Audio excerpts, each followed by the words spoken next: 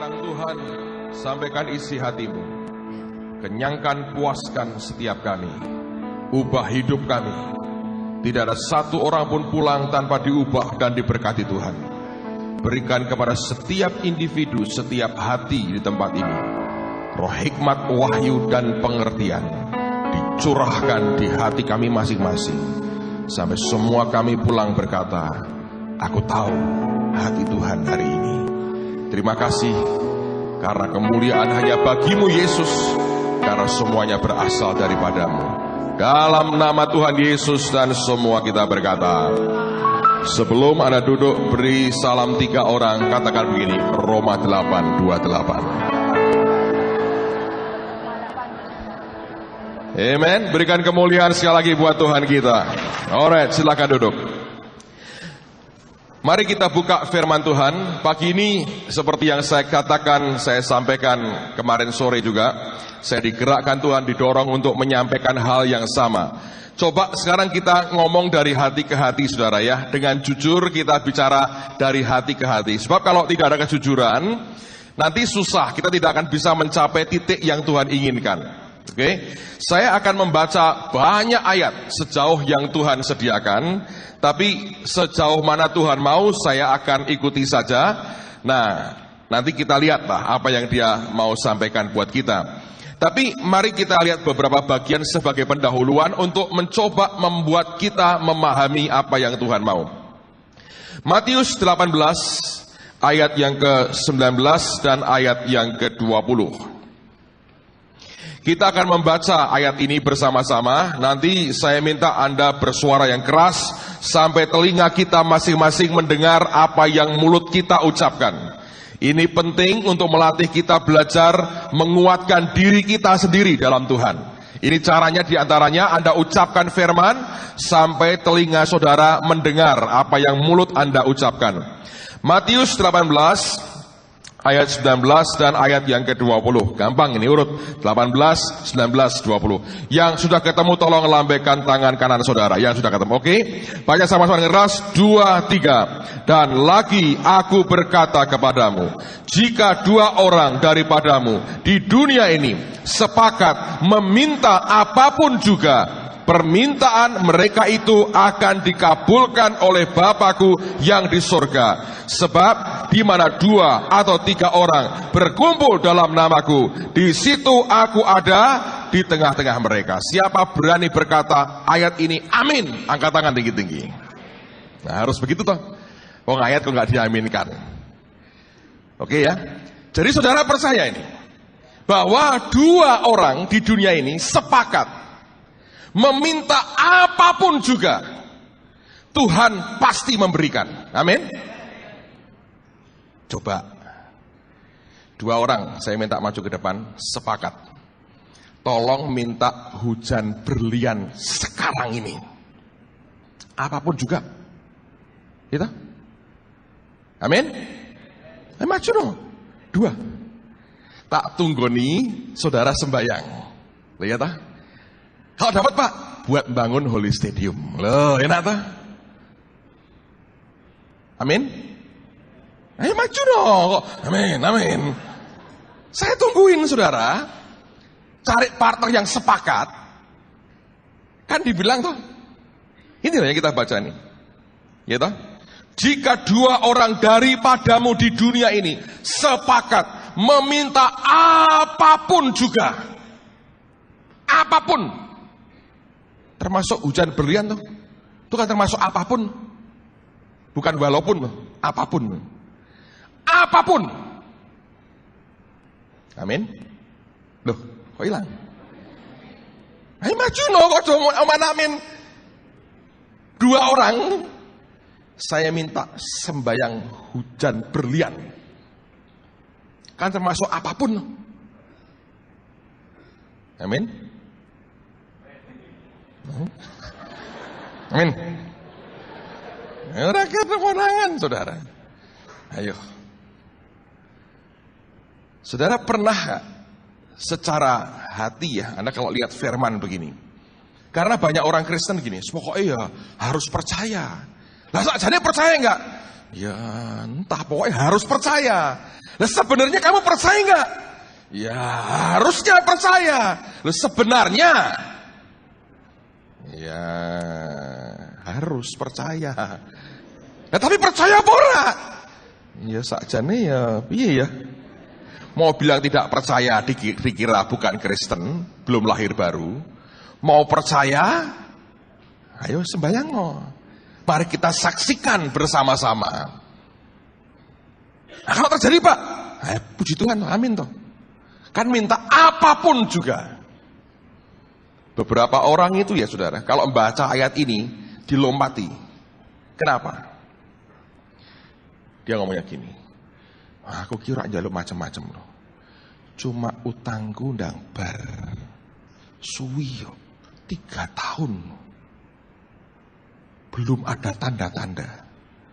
Nah, tapi aku bilang tidak percaya, dianggap orang murtad. Ya mau aku percaya. Nyata nih. Ayo. Saya ini nggak mana-mana loh Pak. Cuma sembahyang buat anak saya itu bendang cepat kawin. Itu aja Pak. 13 tahun saya tunggu. Ya emang tidak dijawab, wong anakmu baru umur 13 saudara. Ya itu kan lain ceritanya.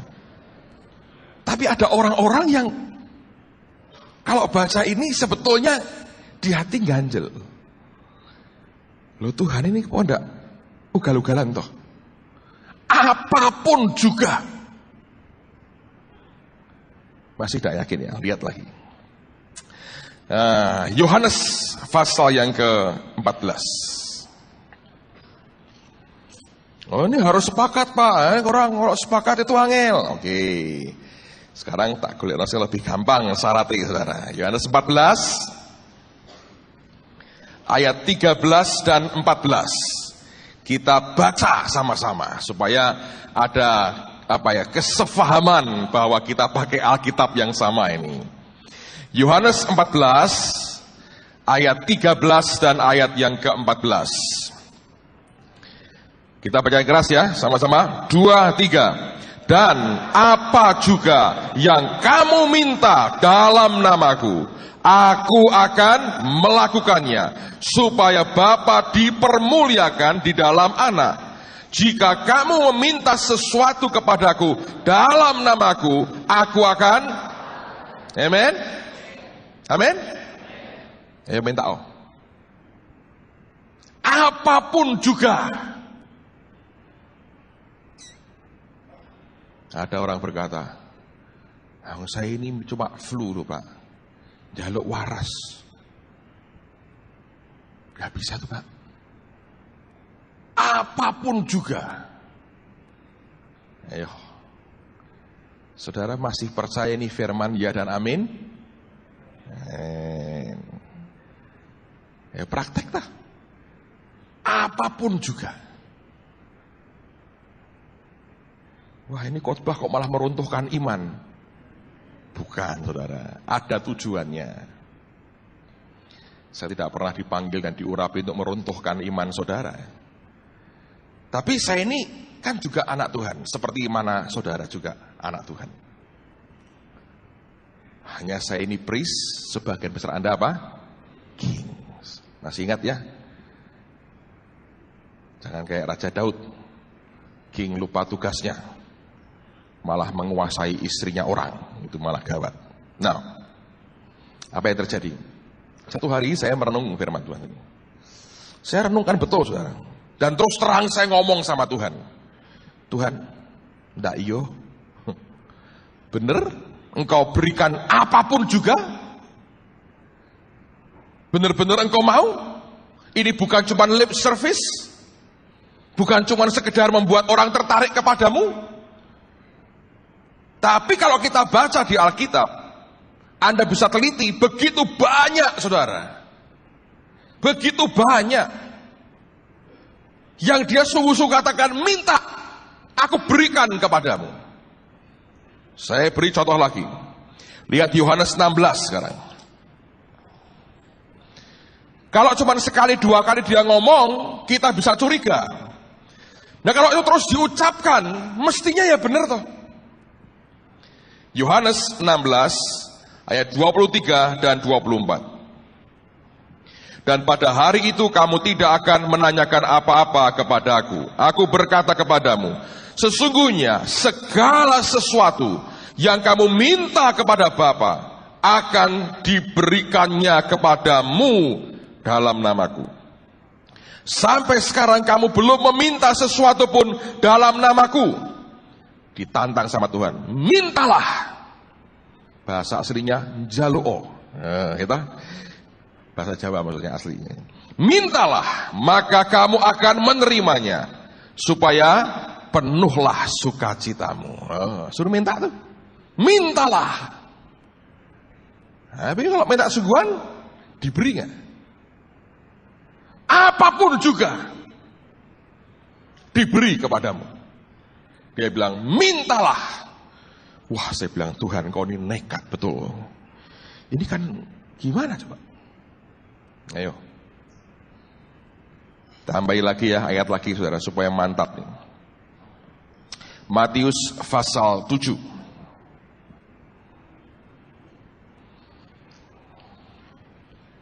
Ini berkali-kali dia ngomong. Matius 7 ayat 7 dan ayat yang ke-8. Matius 7 ayat 7 dan ayat yang ke-8. Mintalah, maka akan diberikan kepadamu. Carilah, maka kamu akan mendapat. Ketoklah, maka pintu akan dibukakan bagimu. Karena setiap orang yang meminta, menerima. Dan setiap orang yang mencari, mendapat. Dan setiap orang yang mengetok, baginya pintu dibukakan. Oh, lihat. Dia akan terus berkata, minta. Kamu akan menerima. Setiap orang yang meminta, menerima. Kurang apa coba saudara? Saya bilang, wah ini kalau bukan Tuhan, harus tidak berani ngomong begini. Matius 21. Lihat lagi, saya tunjukin banyak ayat. Matius 21. Ayat yang ke-22. Ini sedikit ada syaratnya di sini. Matius 21 ayat yang ke-22. Alkitab berkata begini. Dan apa saja yang kamu minta dalam doa dengan penuh kepercayaan, kamu akan apa? Menerimanya. Selalu gini, apa saja. Saya berkata, hebat nih Tuhan kita ini. Apa saja. Saudara, siapa yang punya kebutuhan? Coba angkat tangan tinggi. Punya keinginan kebutuhan. Loh, termasuk kebutuhanmu itu termasuk di dalamnya apa saja itu. Gitu? Sekarang lagi ya, Yohanes 15. Buktikan lagi sama firman Tuhan. Yohanes 15.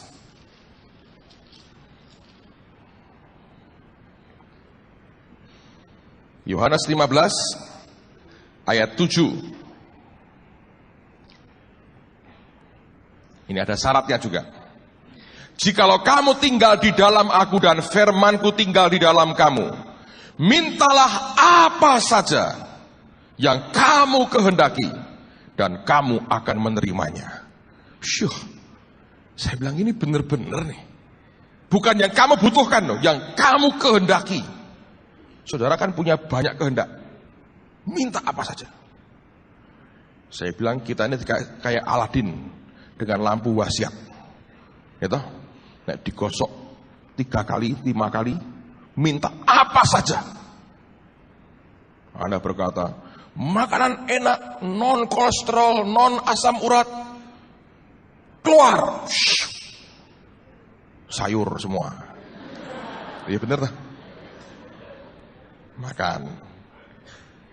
Saudara mau kemana? Saya mau ke Amerika. Ke tengah-tengah WTC. Lah kurang lengkap mintanya gitu, misalnya gitu. Apa saja. Ayo. Satu ayat lagi lah supaya jangan curiga sama Tuhan. Dikira Tuhan ini hapus-hapusan. Masih di pasal yang ke-15 ayat yang ke-16. Yohanes 15:16. Bukan kamu yang memilih aku, tetapi akulah yang memilih kamu, dan aku telah menetapkan kamu supaya kamu pergi dan menghasilkan buah, dan buahmu itu tetap. Lalu dikatakan, supaya apa yang kamu minta kepada Bapa dalam namaku, diberikannya kepadamu. Ini kan sudah terlalu banyak sih saudara. Ayat yang berkata, apa saja, minta diberi. Tapi kalau kita kembali pada kenyataan kita hari ini, ayo, diberi tidak saudara? Siapa yang pernah berdoa dan sampai sekarang tidak ada jawabannya? Coba angkat tangan tinggi. Jujur loh, pernah berdoa sesuatu sampai sekarang itu tidak jelas jawabannya, ya atau tidak, atau tidak jelas pokoknya. Coba angkat tangannya jujur saudara, tinggi-tinggi. Lah katanya apa saja. Nah itu nyata nih. Ayo. Cuman hal-hal seperti ini dengerin ya saudara. Orang Kristen lebih suka nyimpen, cuma di batin tok. Karena kita takut sama Tuhan, ya toh. Mun aku mira percaya dikeplak aku repot, wis pokoke apa sajalah. Lah kowe orang ngalami Roma 8:28 wis pokoke ngono tok sekarang. Ya toh. Sangune itu cuma Roma 8:28. Ya itu bagus. Minimal hatimu tidak berontak kepada Tuhan. Tapi tidak membuat saudara mengerti betul akan pribadi Tuhanmu. Satu hari, kalau engkau sedikit ada kekecewaan, setan akan nunggangi ketidakmengertian saudara ini, begitu rupa sampai engkau akhirnya berontak kepada Tuhan. Nah saya ini kalau ada ayat begini tak tanya no saudara. Saya ngomong terus terang sama Tuhan ini. Saya ngomong terus terang pakai bahasa Jawa. Saya bilang, ndak iyo. Engkau berkata ingin memberi apa saja. Bener nih. Nyatanya kan tidak. Nah, saya mau ceritakan kepada saudara, jawaban Tuhan itu luar biasa. Dengar baik-baik. Dia kalau ngomong itu membuat kita faham. Saya harap apa yang saya fahami, Anda faham hari ini. Langsung Tuhan jawab gini. Tidak usah jauh-jauh, dia bilang. Kamu ini kan bapak buat dari anak-anakmu. Ya, betul. Dan aku ini bukan bapak yang sempurna loh Tuhan. Kelemahanku banyak dalam urusan anak. Kadang itu kan perasaan kita kan kacau balau saudara. Cara kita didik anak dan sebagainya itu kan kita masih terus belajar. Tidak bisa sempurna. Karena kita bukan manusia yang sempurna. Banyak kekurangannya. Nah, terus Tuhan ngomong gini. Sebenarnya kamu sebagai bapak yang tidak sempurna aja. Kalau diperas di hatimu yang paling dalam, kamu ingin tidak memberi apa saja yang hari ini anakmu minta. Apa saja. Sebagai bapak. Saya bilang, iya. Loh ya toh. Anda sebagai orang tua loh, atau calon bapak, dengerin baik-baik. Sekarang belum berasa loh. Karena gini, saya ini cerita ya saudara. Dulu waktu saya kecil, kalau kami makan sama-sama, saya ini kalau makan, nasinya banyak, lauknya banyak. Oh iya, ada yang tidak, ada yang lauknya banyak, nasinya sedikit. Sekarang tidak boleh makan nasi terlalu banyak. Nah, saya heran dulu, kalau lauk saya sudah habis, kok orang tua saya bisa rela memberikan jatah lauknya ke saya. Itu saya heran saudara. Loh, barang enaknya begitu kok dikasihkan saya. Sekarang saya sendiri jadi orang tua. Nah, dari 3 anak, 2 yang hobinya nyeroboti makanan saya. Nah, burnueo saudara. 2, yang nomor 2 dan nomor 3. Kecil itu sama. Kalau saya dimakan, nempel. Pak, sekali aja, 1 sendok aja Pak. Saya bisa tanpa menimbang, ngitung untung rugi, saya bisa kasih tuh. Waktu dia makan, saya senang tuh. Loh, ini bapak yang belum sempurna loh. Sebagaimana semua kita. Sebagai orang tua, bapak nih saudara. Kalau Anda tanya dalam hati yang paling dalam, kamu sungguh gak ingin minta memberikan apa saja? Saya bilang, iya. Coba Di sini banyak orang tua. Saudara berjuang kerja, anak sekolah kan, ya Pak Guru, sampai ke Amerika, apa saja direwangi untuk anaknya, gitu. Mungkin nek kita pengen beli mobil baru 3, ditahan. Saya jangan 3, 4 aja. Oh, maksud saya 2 saja, gitu. 4 yang rodanya. Yang sisanya untuk anakku. Loh ya toh? Itu kan sebetulnya korban. Apa saja. Ini anak sekolah kurang pintar, carikan guru les. Apa saja. Saya tak lihat istri saya ini berjuang untuk anak-anaknya, sekolahnya, segala macam. Apa saja. Ingin, hatinya ingin. Semua orang tua sebetulnya sama. Kecuali beberapa orang tua yang perlu bertobat itu lain. Tapi kalau kita normal, apa saja. Dan kadang-kadang kita salah, sehingga malah melukai anak. Ya, itu kenyataan. Karena tidak sempurnanya kita. Tapi normalnya orang tua, kan begitu. Terus saya tanya sama saya. Bukankah kamu juga ingin memberi apa saja? Dan dari dasarmu yang paling dalam kau berkata, nak, minta apa saja. Sekarang kalau kamu sebagai manusia begitu, aku Tuhan lebih qualified, bonafit untuk ngomong apa saja. Wong aku pencipta. Kalau di dasar batinku ini ditanya, dilihat, dia berkata, sungguh apa saja. Dia lihat Salomo, tanya itu, kamu minta apa saja, aku beri. Berkali-kali itu saudara. Dalam Alkitab ini berkali-kali dia bilang, apa yang kamu mau? Bartimius yang buta datang ke Tuhan tersungkur, ditanya sama dia, apa yang kamu kehendaki supaya aku perbuat kepadamu? Itu apa? Itu sari dari hati Tuhanmu yang berkata, aku mengasihi kamu apa saja. Kemudian Tuhan ngomong sama saya, kenyataannya, walaupun dalam keterbatasan engkau tetap ingin berkata apa saja, engkau berikan tidak yang dia minta, yang mereka minta, semua yang mereka minta. Ya tidak Tuhan. Apakah karena engkau punya kejahatan di hati, sengaja menyengsarakan anakmu? Tidak. Kenapa engkau tidak beri apapun yang mereka minta? Saya bilang, gak bisa. Bukan karena gak mampu. Tidak bisa Tuhan. Kenapa tidak bisa? Karena aku tidak mau dia celaka. Dia bilang, antara keinginan hatiku dengan apa yang bisa aku buat, seringkali ada batas yang tak terseberangi. Sesuatu yang aku tidak punya, tidak bisa aku beri. Tapi sebetulnya dasarku apa saja. Ngerti saudara?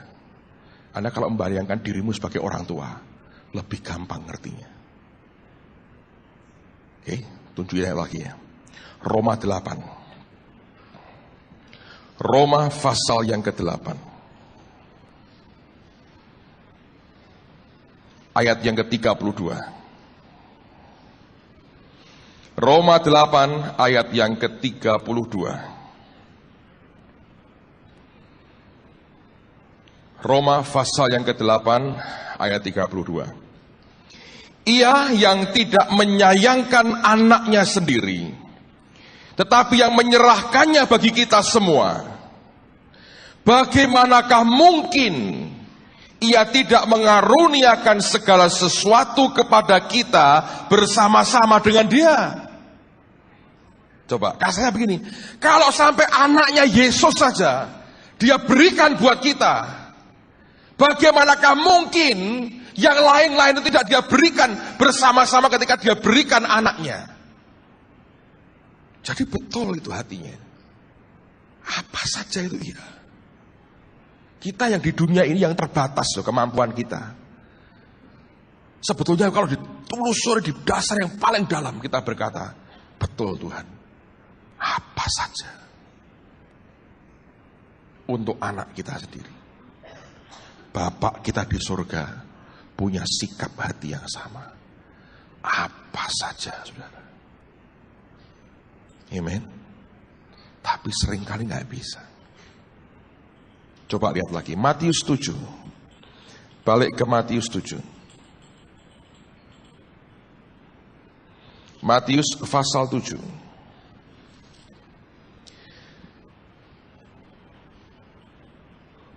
Lihat ayat 9, 10, dan 11. Matius 7 ayat 9, 10, dan 11. Matius 7 ayat 9, Alkitab berkata, adakah seorang daripadamu yang memberi batu kepada anaknya jika ia meminta roti? Atau memberi ular jika ia meminta ikan? Jadi jika kamu yang jahat, perhatikan ini, jika kamu yang jahat tahu memberi pemberian yang baik kepada anak-anakmu, apalagi Bapamu yang di surga, ia akan memberikan yang baik kepada mereka yang meminta kepadanya. Bapa tidak punya yang jahat. Ngerti? Di dasar yang paling dalam dia berkata apa saja. Tapi seringkali tanpa sadar, yang kita minta itu batu dan ular. Dia tidak bisa mengingkari kenyataan bahwa Allah itu baik dan Allah itu kasih. Dia tidak mungkin mengingkari akan jati dirinya. Itu yang membuat dia berkata, aku tidak bisa. Aku mau itu. Aku sudah berjanji. Apa saja. Tapi yang kau minta itu batu dan ular. Kalau Anda seorang ayah, anakmu sedang sakit tenggorokan, radang tenggorokan, hobinya makan permen. Satu hari datang kepada saudara, papi, aku minta uang 1.000. Di saku kita ini begitu banyak uang, ribuan kita punya. Bisakah kita berkata, nah, ini aku beri 1.000 rupiah. Menurut saya, dia tetap berkata, aku gak bisa. Papi kikir, tidak. Ini semua kamu minta pun aku beri buat kamu, tapi aku gak bisa. Sebab yang kamu minta itu adalah rusaknya tenggorokanmu. Yang kamu minta itu penyakit yang makin berkembang. Yang kamu minta itu menghancurkan kesehatanmu sendiri. Tidak, aku minta 1.000. Engkau lihat uang 1.000. Aku lihat akibat kedepannya dari uang 1.000 ini.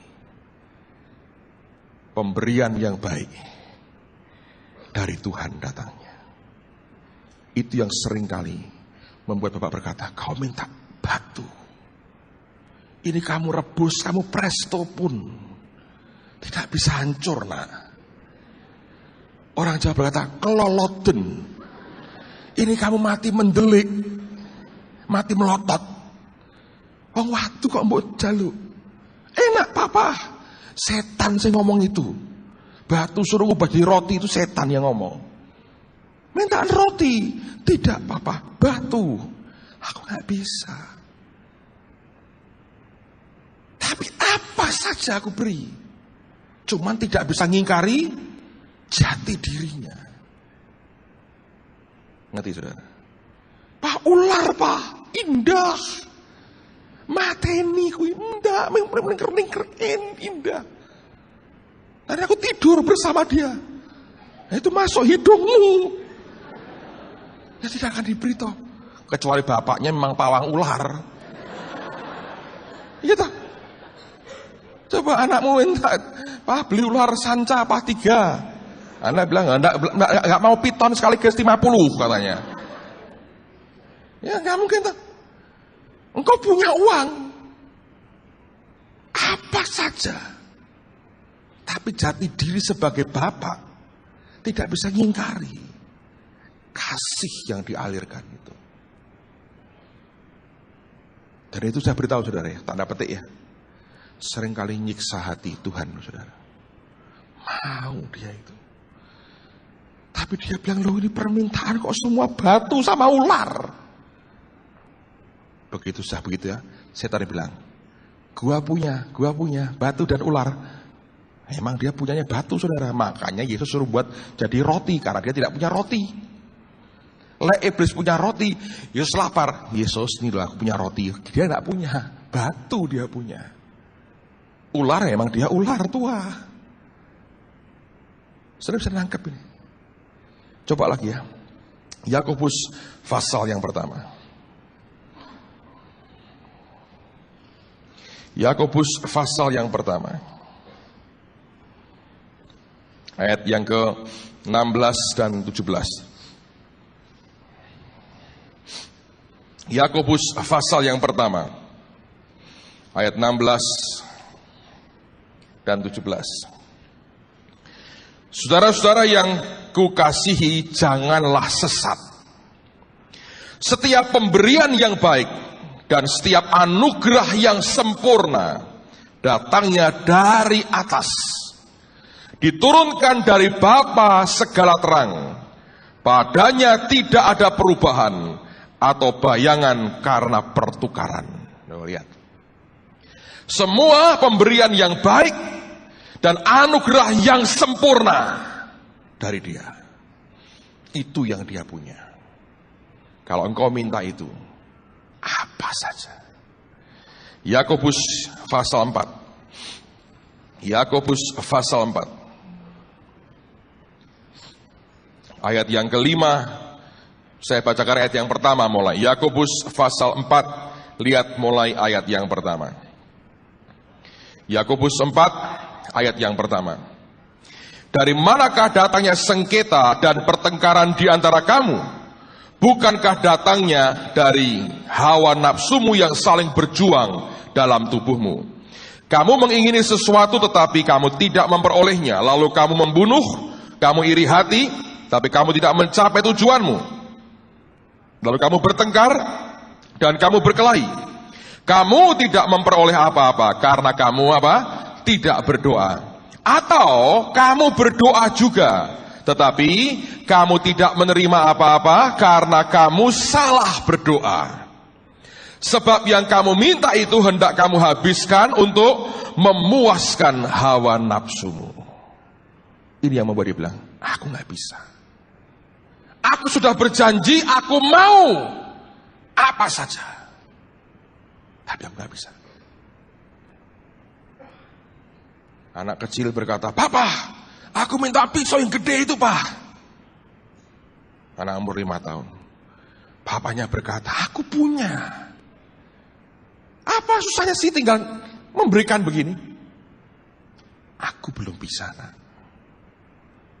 Sekian puluh tahun kemudian, anaknya jadi koki terkenal.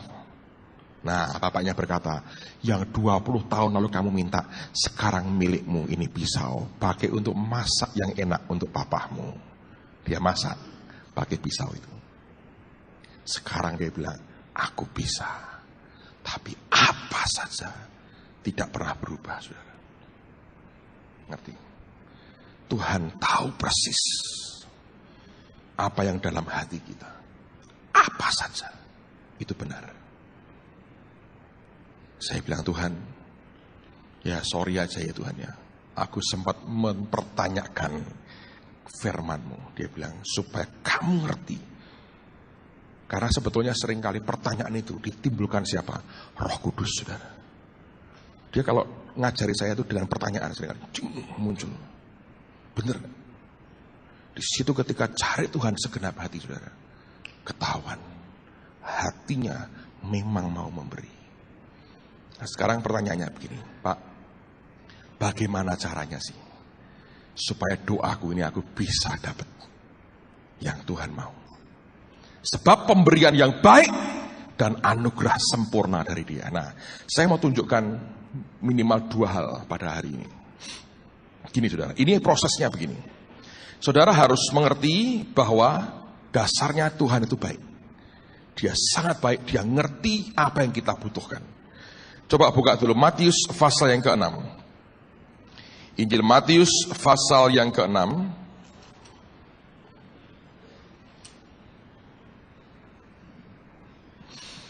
Lihat mulai ayat yang kelima. Matius 6 ayat yang kelima. Dan apabila kamu berdoa, janganlah berdoa seperti orang munafik.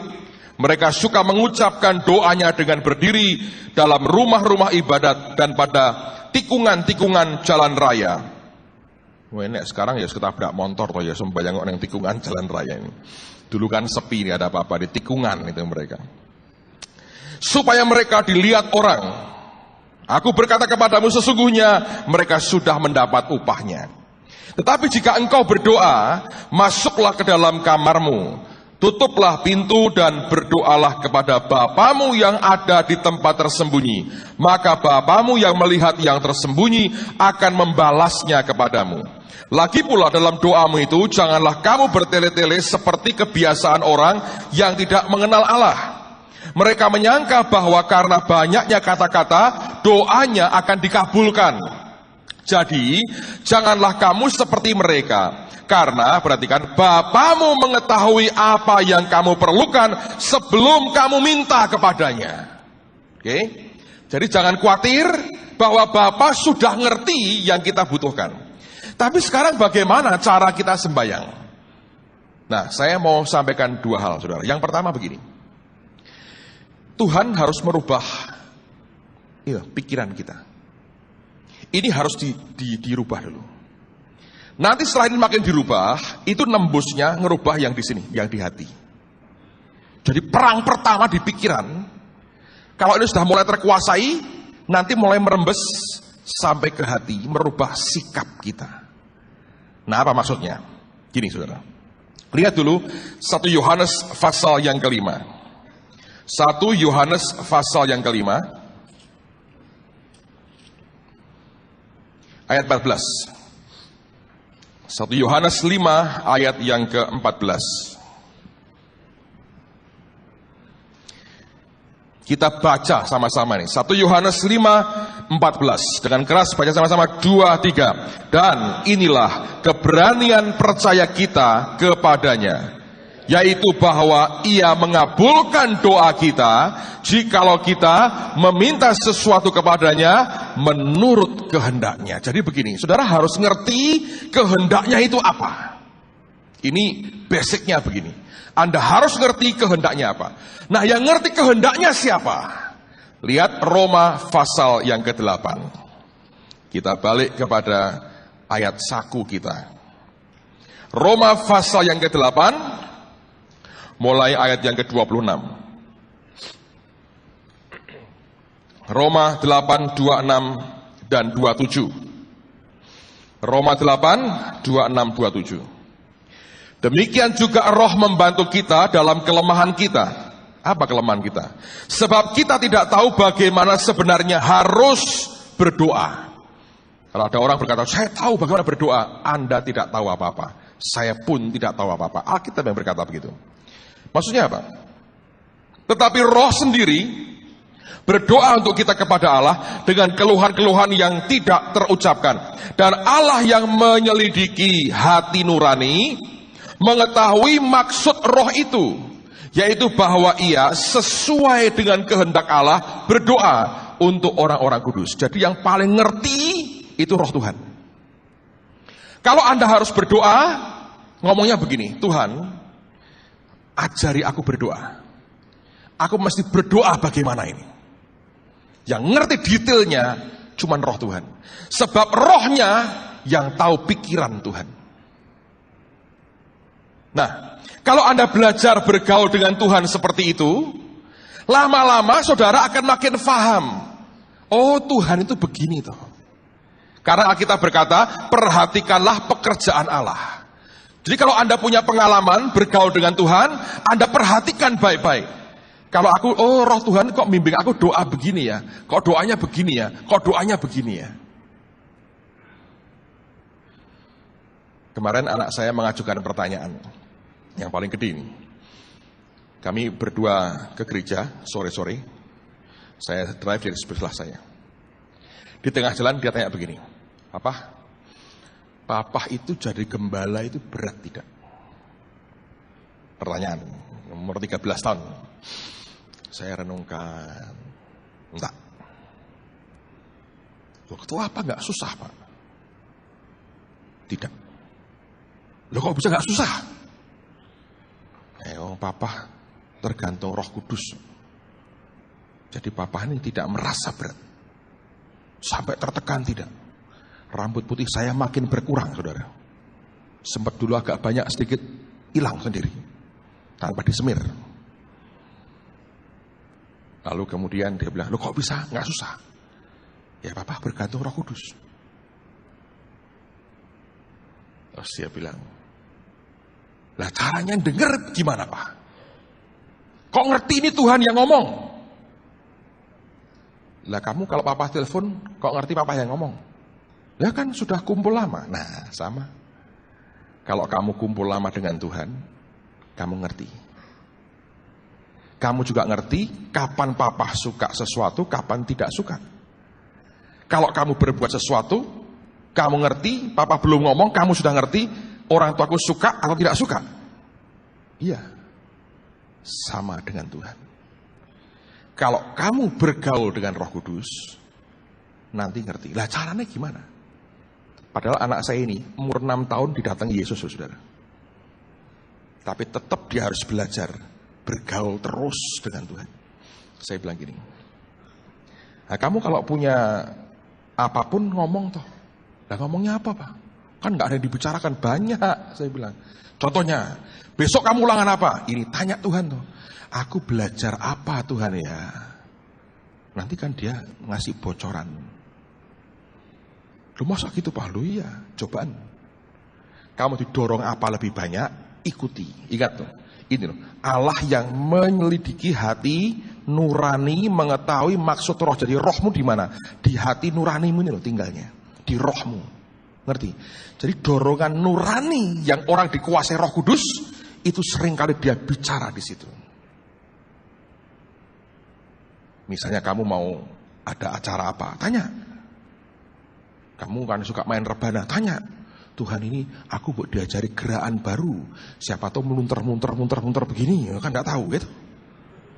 Itu kan bisa toh. Oh gitu ya. Coba.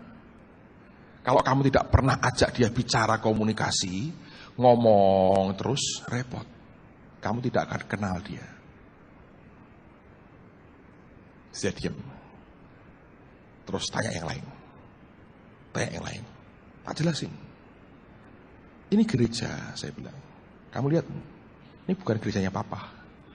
Gerejanya Tuhan Yesus. Jadi papamu tidak pernah punya perasaan memiliki gereja ini. Kita ini diberi macam-macam sama Tuhan, bukan karena idenya orang. Tuhan yang suruh. Ini yang saya ajarkan ke anak saya. Dengerin saudara. Saya cerita kepada saudara. Dan saya bilang ini, kamu harus ngerti ya. Tuhan itu kalau kamu dapat perkataannya, hebat. Satu kata, saya bilang guys ya, satu kata tok Tuhan ngomong sama papa. Soal radio Rema itu. Buat. Satu kata tok, buat. Tanpa koma, tanpa titik, buat titik. Sekarang kamu lihat. Dari satu kata itu nyedot uang berapa waktu pembangunan? Itu 1,5 miliar lebih loh saudara. Gedungnya kan hampir 1 miliar. Alatnya itu 500 juta itu kan hanya alatnya kok. Itu nyedot uang berapa waktu pembangunan?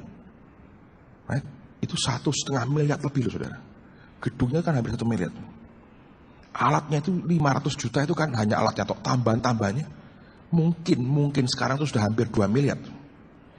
Kata buat kok bisa narik 2 miliar.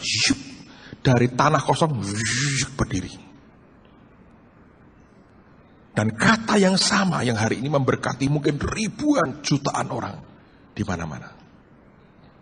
Kita sedang berdoa mengupayakan dipindah di gombel pemancarnya, tembak dari sini. Itu mungkin kalau punya kekuatan full saudara, Cirebon tembus nanti kelak. Bayangin, satu kata loh. Satu kata yang orang lain tidak dengar. Telinga papamu juga gak dengar. Cuma di sini ngomong buat. Efeknya kepada jutaan orang. Ada di sini yang dengerin saudara waktu Steve Ryder. Ini orang masih saudara saya sini. Paru-parunya itu dua-dua sakit. Atau gimana saya nggak tahu. Bawa ke Singapura segala macam, habis uang banyak. Hari pertama Steve Ryder muncul, dia telepon, tolong doakan ini paru dada saya apa sebelah kanan sebelah kiri. Didoakan sembuh. Amin, loh, kok sembuh? Lupa loh, saya satu juga sakit. Tapi sudah nggak bisa telepon lagi. Besoknya Steve Ryder muncul lagi. Dia telepon lagi, tembus masuk lagi. Dia bilang, yang kemarin sembuh, yang satu saya lupa, doakan sekalian, sembahyang ke waras. Coba ya, itu menghemat berapa juta saudara, coba. Kata buat itu buat keluarga itu sebetulnya. Itu mungkin ya, memperpanjang umurnya, dan menghemat berapa juta sing dollar saudara. Kalau seandainya harus dibedah, dioperasi segala macam, ayo, satu kata loh. Saudara bisa nangkep ini, satu kata. Dari orang-orang yang mengalami mujizat, dikuatkan, dibangun hidupnya. Ini sudah penghematan uang besar di tiap-tiap keluarga. Dan membuat preventif keluarga-keluarga pecah, disatukan.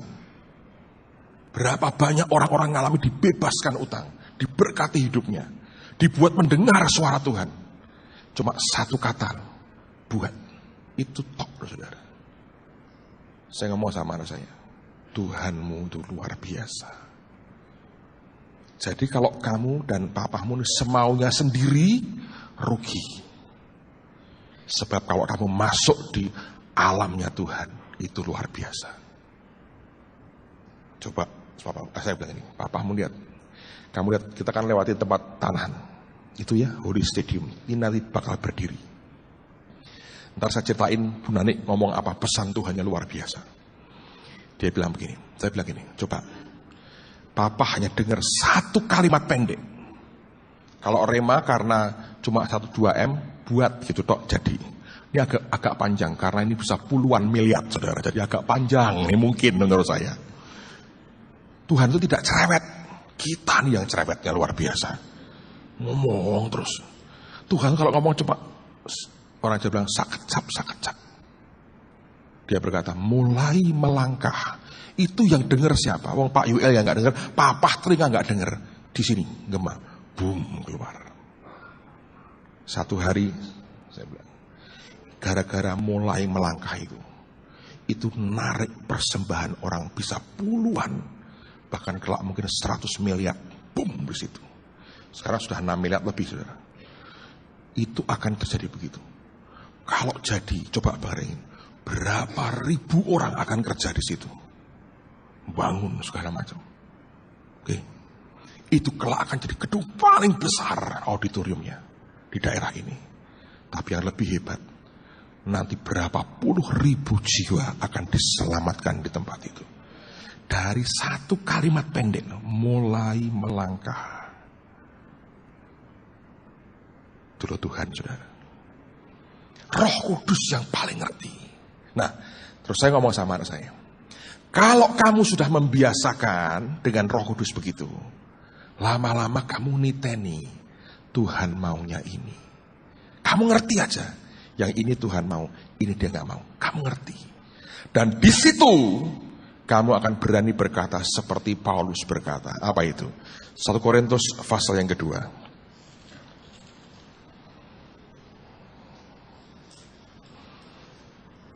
1 Korintus pasal 2 ayat 16. Kita berkata begini.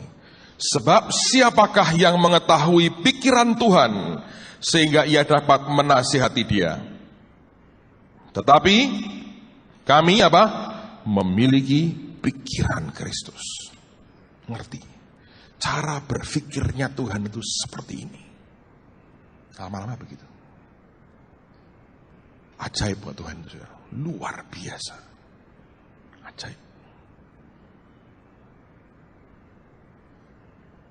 Saya berdoa Anda bisa nangkep ini. Dan jadi kerinduan hatimu bergaul dengan Tuhan. Cukup satu kata aja. Makanya perwira Romawi itu ngomong apa? Katakan sepatah kata saja. hambaku akan apa? Sembuh. Tuhan berkata, besar imanmu. Jelas besar, karena Tuhan kalau ngomong cukup sepatah kata. Nek sudah mangkal tenan, berkata-kata kayak Ayub, saudara. Wah, diceritani dari kuda Nil sampai buaya. Ini Tuhan sudah mangkal tuh, dia ceritanya kuda Nil sampai buaya. Diceritakan detail sampai Anda ngeluh-ngeluh gini nggak mudeng. Akhirnya ya wis Tuhan, aku ora mudeng, tak cabut kata-kataku, bertobat, dipulihkan. Tapi Tuhan itu sebenarnya sekejap. Wong buat terang gini, jadilah terang gitu. Tidak berkata, maka Tuhan memasang kabel-kabel dan generator. Ora perlu, saudara. Jadilah terang, selesai. Kita primitif sih. Tuhan itu canggihnya luar biasa. Amen, saudara. Nah itu Tuhan. Lama-lama cara mikir mengerti. Oh ini dari dia, ini tidak. Nah, kalau sudah di pikiran saudara terkuasai oleh kehendak dia, terus dengan firman, dengan apa, terus Anda ngerti, itu turun.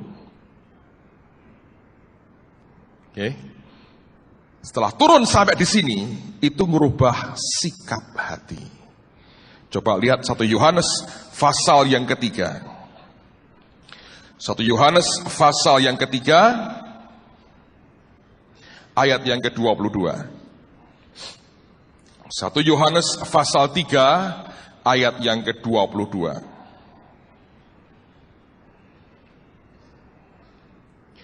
Dan apa saja yang kita minta, kita memperolehnya daripadanya. Karena kita menuruti segala perintahnya dan berbuat apa yang berkenan kepadanya. Nah, dengerin saudara. Kalau kita ini orang yang nurut dan selalu melakukan yang berkenan, apa hebatnya? Manusia roh kita ini kokoh, kuat di dalam. Semakin kuat yang di dalam, semakin kita bisa menerima apa saja. Nanti sampai keinginanmu pun dia tidak akan menolak. Karena kalau Anda baca di Alkitab berkali-kali Tuhan berkata, yang diingini hatimu pun diberi, saudara. Diberi. Saya bilang sama anak saya gini, kamu dari muda gini harus belajar punya hati yang nurut dengan Tuhan. Nanti kalau sudah tua, mulai punya anak, mulai punya keluarga, baru belajar lebih berat. Loh, kok bisa lebih berat, Pak? Lebih berat. Kayak kamu keliru, yang korban siapa? Anakmu, keluargamu. Mumpung kamu ikut makan dari orang tua, tidak rugi apa-apa. Belajar dari sekarang, nurut dengan Tuhan. Dia suka orang yang nurut dan melakukan apa yang berkenan. Nanti saudara punya keinginan sebagai manusia. Ingin aja loh. Muncul gitu. Diberi.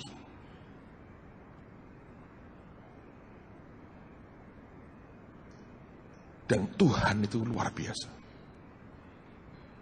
Saya terus terang ya. Tidak pernah lagi sudah bertahun-tahun berdoa untuk kebutuhan kami. Tidak pernah. Karena ini muncul gitu. Datang.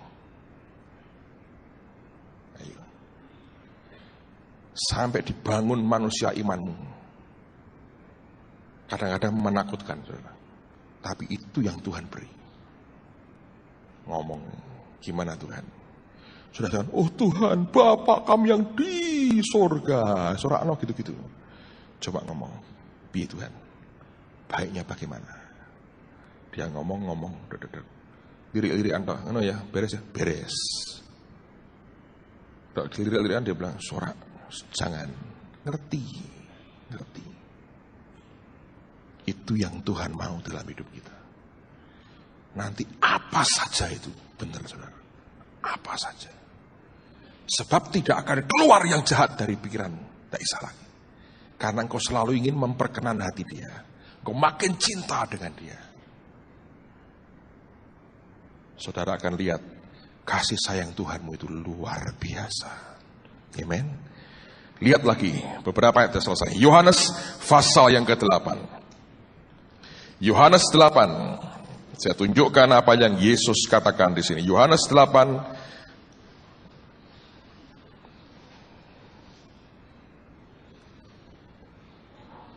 ayat 29. Yohanes 8, 29. Dan ia yang telah mengutus aku, ia menyertai aku. Ia tidak membiarkan aku sendiri sebab aku senantiasa berbuat apa yang berkenan kepadanya. Penyertaannya oleh karena senantiasa berbuat yang berkenan kepadanya. Itu kan sikap hati. Selalu ingin menyenangkan Tuhannya. Oke. Nah, lihat sekarang hebatnya ketika Bapak menyertai di Yohanes yang sama, pasal yang ke-11, ayat yang ke-41 dan ayat yang ke-42. Yohanes 11, 41-42, Alkitab berkata begini. Maka mereka mengangkat batu itu, lalu Yesus menengadah ke atas dan berkata, Bapa, aku mengucap syukur kepadamu, karena engkau telah mendengarkan aku. Aku tahu bahwa engkau selalu mendengarkan aku. Tetapi oleh karena orang banyak yang berdiri di sini mengelilingi aku mengucapkannya. Aku mengatakannya supaya mereka percaya bahwa engkaulah yang telah mengutus aku. Dia berkata engkau selalu mendengarkan aku. Ketika dia senantiasa melakukan yang berkenan, Bapaknya selalu mendengarkan. Saya pernah ceritakan waktu lalu. Waktu kami pindah rumah yang sekarang kami tempati 5 tahun lalu, nggak punya duit, saudara. Yang punya perumahan tempat saya tinggal itu lagi ulang tahun hari itu. Hari Kamis saya diundang ke sana, saya singkat cerita ya. Lagi doa begini, ditawari saya.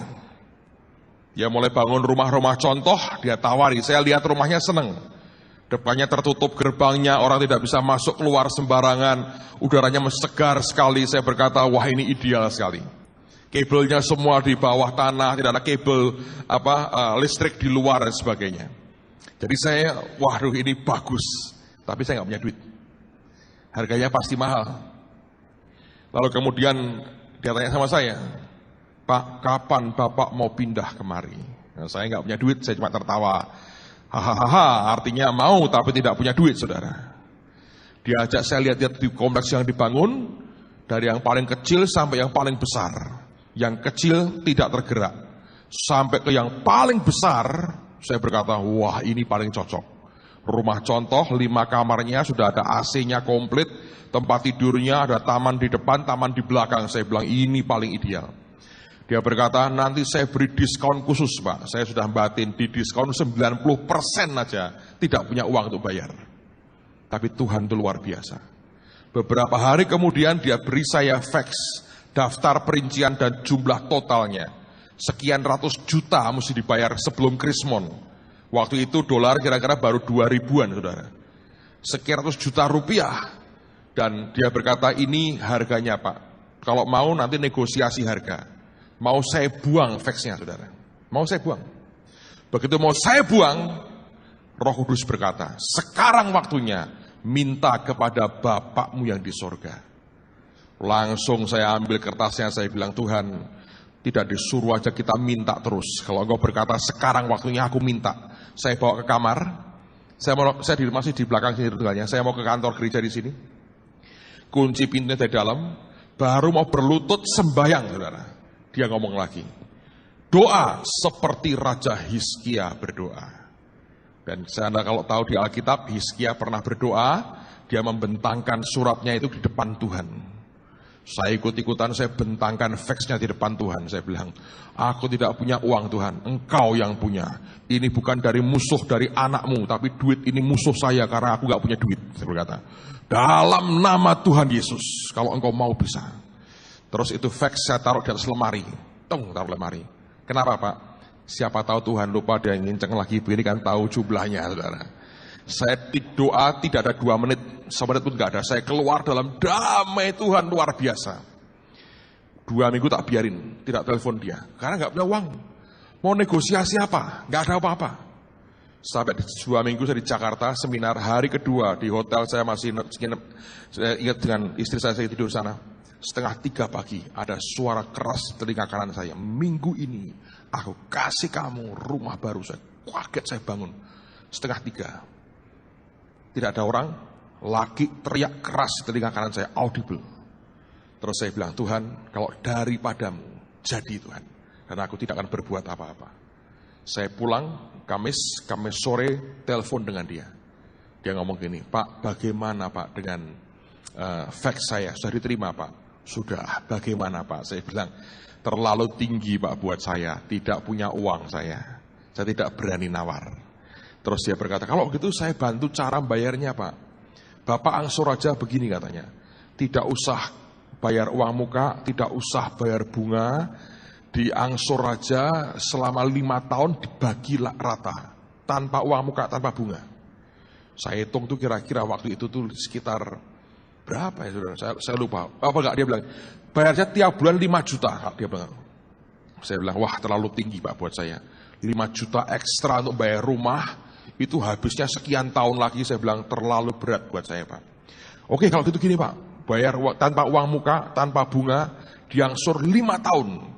Kira-kira 3,5 juta per bulan. Saya bilang terlalu tinggi Pak buat saya. Terus dia bilang, lah Bapak kuatnya berapa? Waduh, itu dilema buat saya. Saya tetap tidak mau kasih angka. Dia desak saya, Bapak ngomong aja berapa, nanti saya akan pertimbangkan. Wah, tidak berani Pak saya. Dia, nah masa kalau Anda angka terakhir sebulan 3,5 juta, Anda bisa, ya bagaimana kalau 10.000 Pak setiap bulan? Ini kan ngajak berantem toh saudara. Anda bisa nangkep yang saya omong ini. Nah pada waktu itu saya berkata gini, wah saya nggak berani Pak. Dia bilang, kenapa nggak mau Pak? Nyebut aja angkanya 1 atau 2 atau berapa, terserah Bapak. Saya bilang begini, saya ini hamba Tuhan. Harta yang paling berharga buat hidup saya adalah hati saya. Kalau sekarang ini saya bilang kepada Bapak angka tertentu, maka dalam hidup saya punya target tambahan, yaitu apa? Uang. Kalau saya punya target tambahan berupa uang untuk pribadi saya, siapa yang jamin hati saya tidak berubah? Dan saya akan kemudian cari uang. Siapa yang bisa menjamin kalau saya khotbah diundang sana sini, tidak motivasinya supaya dapat duit? Kalau sudah begitu, rusak Pak hidup saya. Lalu saya berkata, untuk apa di rumah tempat Bapak bangun perumahan, tinggal seorang hamba Tuhan yang hatinya sudah tidak benar di depan Tuhan? Saya bilang, lebih baik tinggal di rumah kecil Pak, kebanjiran tidak apa-apa, tapi hati tetap mau benar saya di depan Tuhan. Dia ngomong apa? Betul sekali Pak. Wah, dia bilang, dia rupanya pintar. Betul sekali. Nah, betul gitu kok. Saya bilang, wah itu betul Pak, saya tahu beberapa orang sudah melenceng begini-begini karena uang. Nah, saya tidak menjadi korban berikutnya. Terus dia ngomong sama saya, sekarang caranya gimana Bapak supaya bisa pindah ke rumah ini? Wah, saya mulai bingung, yang butuh siapa, dia atau saya, saudara? Yang ngejar terus dia. Nah, saya ngomong gini, Pak, kalau Bapak mau memberkati saya tidak minta gratis. Tapi kalau Bapak berkati saya, caranya harus ekstrim banget. Kalau tidak ekstrim, tidak usah. Silahkan dijual ke orang lain, saya tidak akan menyesal. Karena memang tidak punya uang saya untuk membeli rumah semahal itu. Dia mikirnya agak lama menerjemahkan ekstrim banget itu bagaimana. Terakhir dia ngomong begini, ginilah Pak, tanpa uang muka, tanpa bunga, setiap bulan terserah berapa, sampai kapan terserah. Setuju, saya bilang ekstrim ya toh? Loh, lebih dari itu kan gratis saudara. Ini kan sudah bagus. Setuju. Terus dia bilang, nah supaya Pak enak, kita tanda tangan di atas meterai saja. Tunggu dulu, saya bilang, aku ini sudah trauma utang bank, gedung gereja mau disita, tanda tangan utang itu saya trauma. Saya bilang, kalimatnya ngomongnya bagaimana? Dia berkata, Bapak yang buat sendiri kalimatnya. Wah, setuju, lebih sempurna, saya bilang gitu. Saya yang buat, saya berkata gitu. Lalu kemudian tutup teleponnya, saya ngomong sama istri saya gini, wah kelakon pindah, saya bilang. Loh, dari mana uangnya? Tuhan sediakan dengan caranya. Saya telepon teman saya, sarjana hukum. Saya bilang, tolong buatin draft jual beli sementara. Loh, kamu mau beli di mana? Di sini. Berapa harganya? Sekian. Oke. Ini diangsur tiap bulan berapa? Jangan disebut. Bunganya berapa? Jangan disebut. Berapa lama ini angsurannya? Jangan disebut. Loh. Lah terus piye kok tidak disebut semua itu bagaimana? Malah tak ajari itu. Gini loh tak omongi. Pokoknya ini pihak pertama kedua ya. Pihak kedua kan saya berkata, pokoknya aku membeli rumah seharga sekian itu sebut jumlahnya dan akan dibayar dengan cara diangsur setiap bulan sesuai dengan kemampuan dan berkat Tuhan. Apa no wong jual beli kok no berkat Tuhan? Wong aku ki sekolah hukum suwe rakno. Ini ilmu baru. Loh, saudara kalau tidak percaya ya, sampai sekarang saya masih simpen itu agreementnya. Besok tak gawak ki tidak percaya. Karanganku orang sekolah hukum tapi saya cukup ngerti lah saudara. Soal hukum karma ya tahu, hukum tabur tuai saya tahu ya. Saya bilang, ini pokoknya cornya gini. Saya bilang, tak jelokin tak gelem tangan. Nanti lihat, tak buatin, tak dia buat rangkap 2. Saya bawa ke tempat dia, tunjukin ke dia. Pak, bagaimana kalau bunyinya seperti ini? Dia baca gini. Wah, bagus. Nah, bagus toh saudara. Kalau bagus, Bapak tanda tangan dulu. Dikira saya GR, ya toh. Padahal saya juga butuh rumah, saudara. Sudah ada kuat kebanjiran saya di situ. Bapak kalau di sana kelep saudara, habis Semarang, ngeri. Saya bilang, Bapak tanda tangan dulu. Dia tanda tangan, saya ikut di belakangnya. Masing-masing pegang satu. Terus saya berkata, selesai Pak. Terus dia ngomong, Pak, satu saja permintaan saya. Dia bilang, apa Pak? Tolong Pak, segera pindah kemari. Oh siap kalau cuma pindah. Seminggu saya pindah. Pindah saya saudara seminggu. Seminggu pindah tak? Anda tahu cara Tuhan itu luar biasa. Dalam 6 bulan pertama, kami bisa ngangsur 19 juta. Berarti tiap bulan ngangsur berapa? 3,5 juta. Lumayan dong saudara. Tanpa ngotot, tanpa ngeden istilahnya saudara. 3,5 juta tiap bulan. Satu hari tapi ada teman saya hamba Tuhan, celelean. Nah, ada kalau dicelelei orang, ya diem noai. Biarkan Tuhan yang campur tangan. Dia ngomong gini, saya pikir ya, kamu ini yang menghalangi Yesus datang kedua kali. Kok aku? Iya. Kamu tahu semua teman-teman sudah seminar. Yesus segera datang. Yesus segera datang. Yesus sudah berdiri dari tahtanya. Wes ngadeg. Dia sudah lihat ke dunia mau turun. Dia lihat kamu dilema. Mau nggak diangkat sungkan sama kamu, diangkat omahmu durung lunas. Jadi Tuhan duduk lagi katanya. Wes engko wis ngenteni Petrus sik ben lunas katanya. Jadi kamu menghalangi Tuhan datang kedua kali. Saya bilang, kurang ajar ini orang ini. Yesusnya yang agak sedikit tersinggung loh saudara. Kira-kira gak sampai 2 minggu setelah itu. Saya masih ingat, saya turun dari atas. Naik Panther merah yang dulu. Mau ke gereja ini. Di tengah jalan, dekat jembatan itu. Tuhan ngomong sama saya. Semua kekurangan pembayaran rumah lunasi. Wah lah duitnya sopo kon lunasi. Saya ngomongin enak toh. Kasih dulu berkatnya. Ini tak bayar no, ya toh, tidak tak pakai yang lain. Berkati aku. Lunasi. Saya bersaksi pada saudara, tanya istri saya. Sisanya yang sekian ratus juta itu hanya butuh waktu berapa? 3 bulan kemudian. Selesai. Itu uang masuk puluhan juta. Sampai tidak ada nilainya. Tapi cuman kita mental toh. Teng terima, perpuluhan kembalikan, sisanya bayarin. Masuk 3 bulan. Satu di antaranya cek 75 juta. Saya terima di WC gereja. Ini tenan. Sebenarnya di Jakarta, sebelum khotbah saya ke kamar kecil dulu saudara. Supaya tidak di tengah jalan nanti repot. Saya selesaikan urusan saya. Kan berdiri gini kan. Di sebelah ada orang. Nyapa saya, Pak, halo. Saya berkata gitu. Dia urusan, saya urusan. Dia lebih cepat. Tiba-tiba tangannya terjulur begini. Saya pikir mau ditumpangi tangan. Tidak ternyata. Ini Pak berkat Tuhan. Ada apa tak pegang begini. Ya thank you ya. Saya masukin di Alkitab. Besoknya saya terbang ke Kamboja, ke Phnom Penh, niliin Ailing di sana.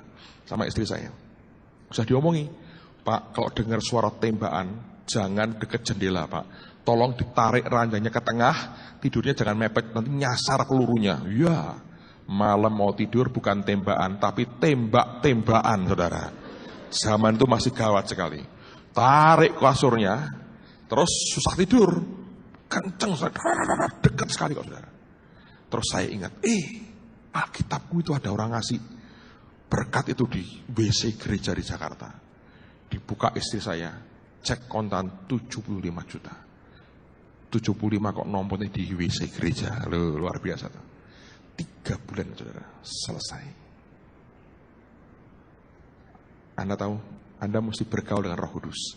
Nanti engkau ngerti cara mikirnya Tuhan. Nah, setelah satu selesai, ngulet saya, tambah gede. Sekarang balet saya, ke belakang, saudara. Dari 1 kapling jadi 4 sekarang. Tuhan, yang ini lebih cepat ini. Tidak usah ngotot, tidak usah begini-begini. Sudah garek lirik-lirikan sama dia, beres. Nanti, saudara, itu Tuhan. Ngerti sampai dia itu maunya seperti apa. Nangkap. Itu proses dalam hidupmu. Harus engkau lewati. Sehingga engkau minta diberi. Benar. Sampai engkau bisa berkata ini. Ya, ini ya Tuhan. Nah, nanti lama-lama ya, dengerin ya. Kalau terus ngalami begitu, kau kenal dia, lalu hatimu juga akan dilembutkan Tuhan. Apa yang engkau buat? Lihat 1 Yohanes pasal yang ketiga sekarang. 1 Yohanes 3 ayat 22.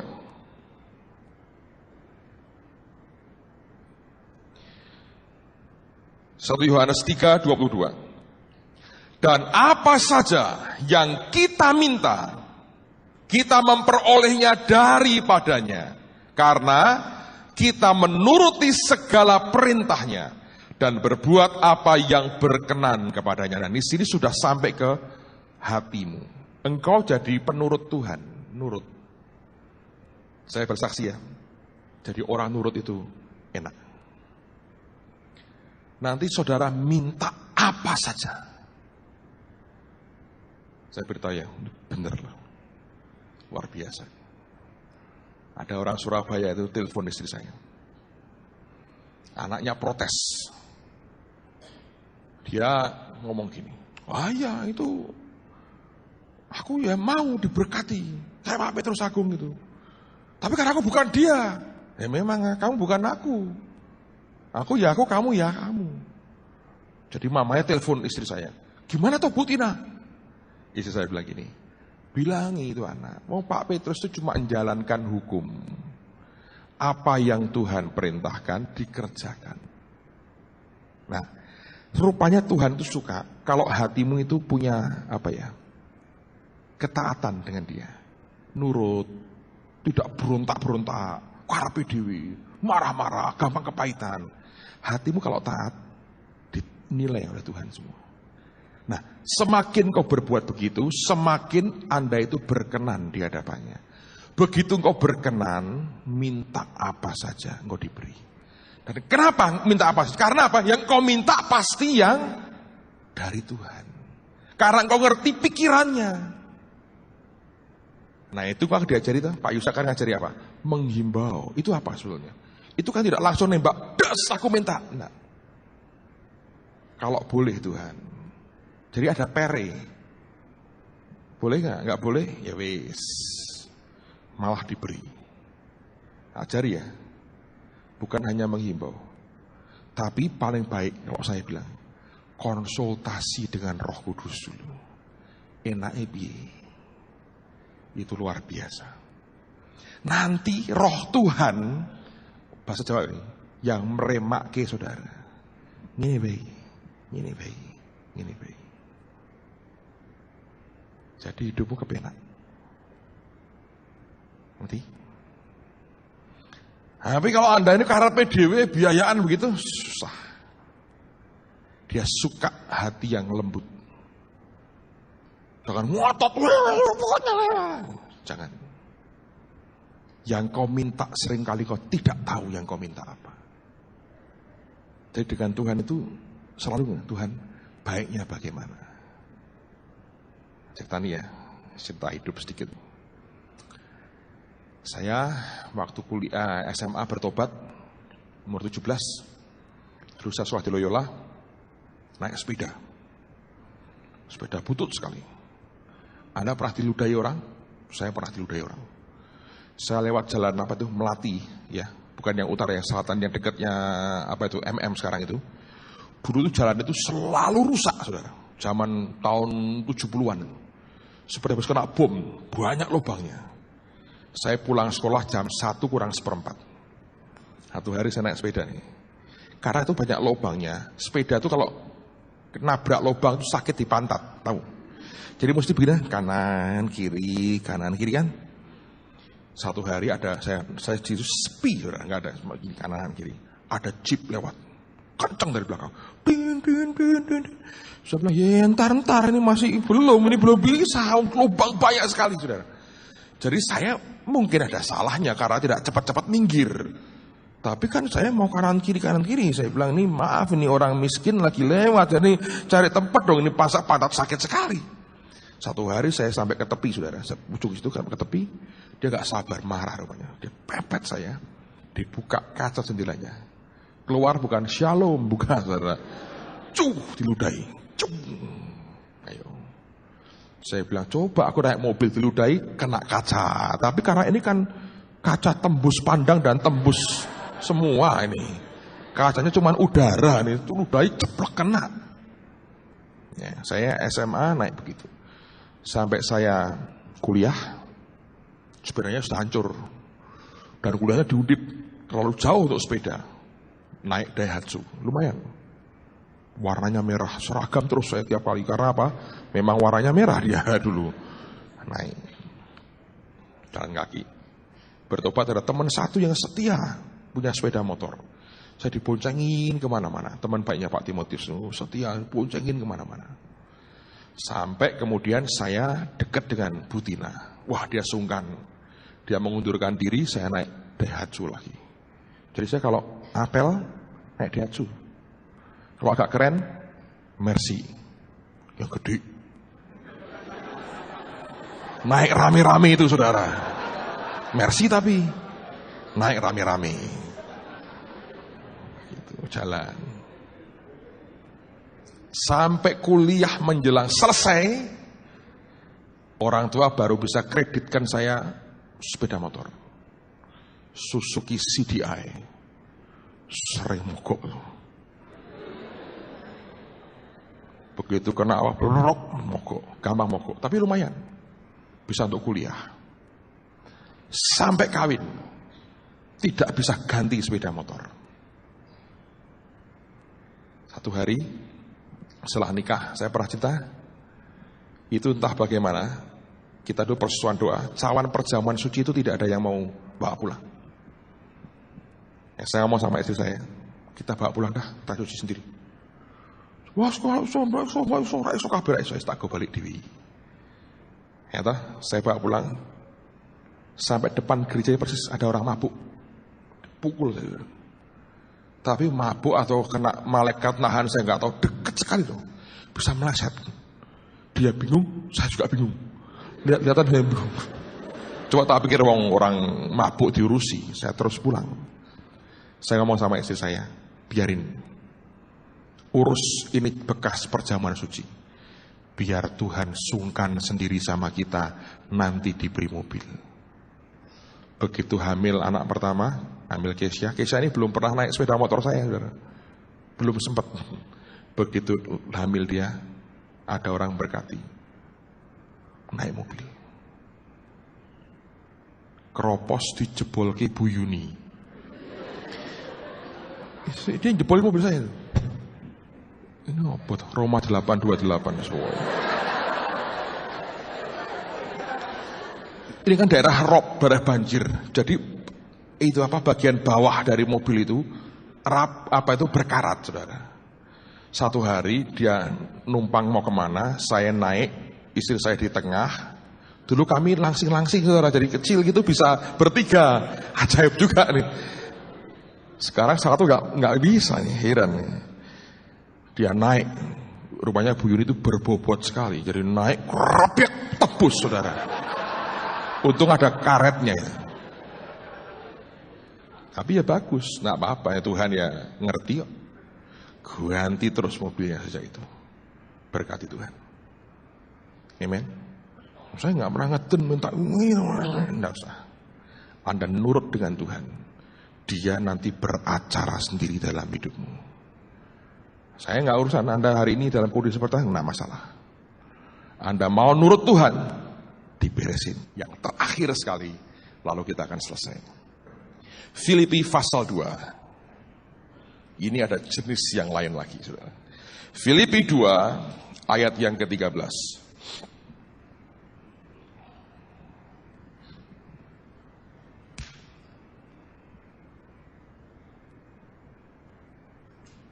Filipi 2 ayat yang ke-13. Karena Allah lah yang mengerjakan di dalam kamu. Jadi yang ngerjain Tuhan. Tuhan yang ngerjain dalam kamu. Baik kemauan maupun pekerjaan. Both to will and to act.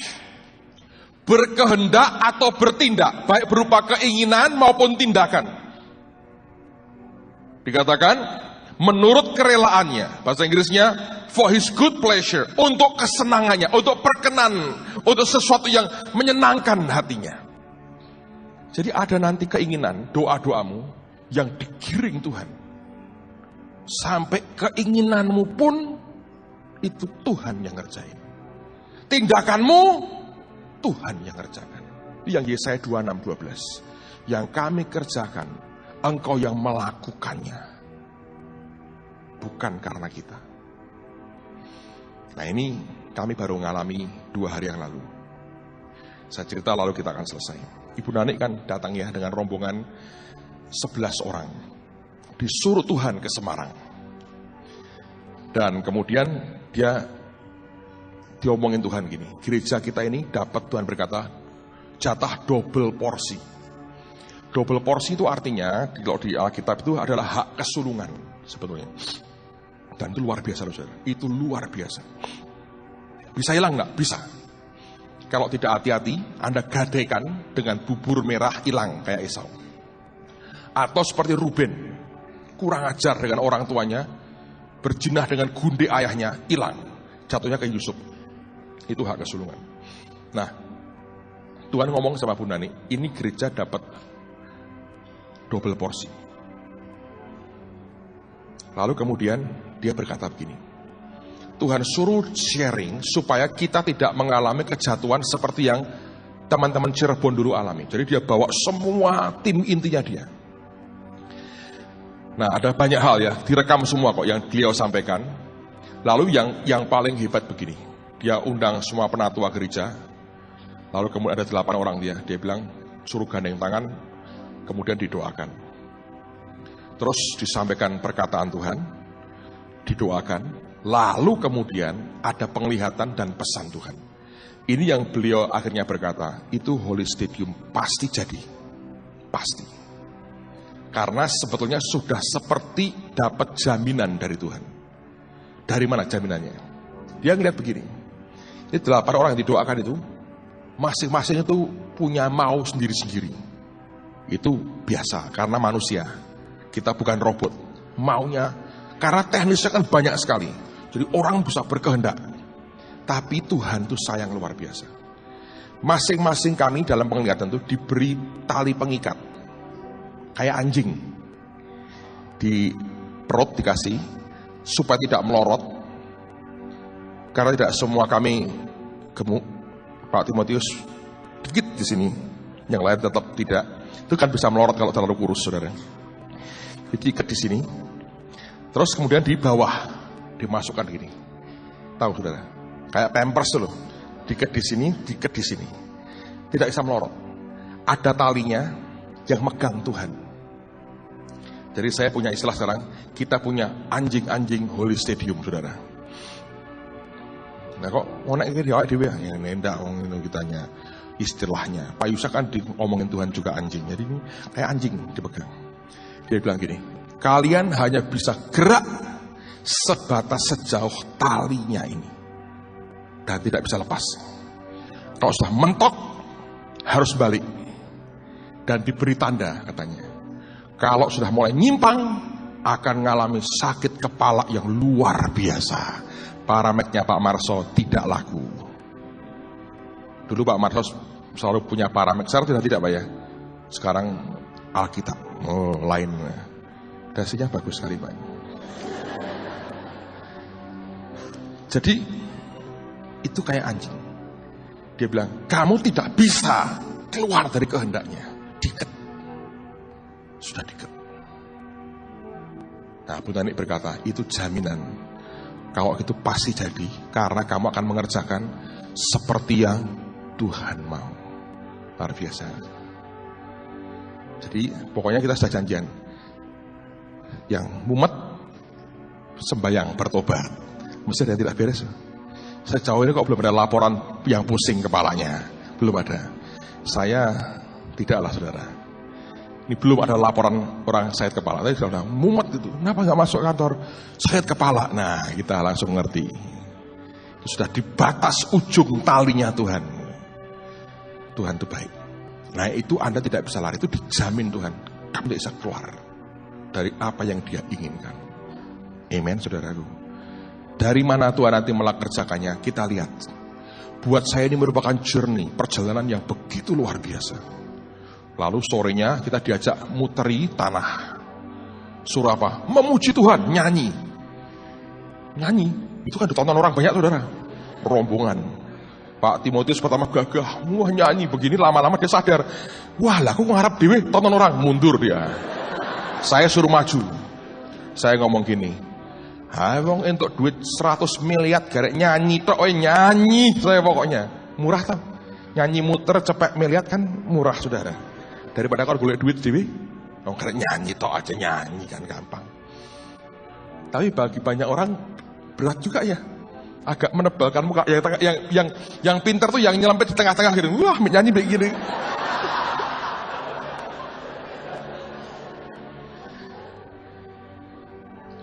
Tapi Tuhan itu Allah yang luar biasa. Dia Tuhan itu Tuhan yang baik. Belajar kenal hati Bapaknya, Bapamu. Anda akan dipimpin Tuhan dalam anugerah yang luar biasa. Amen. Mari berdiri sama-sama.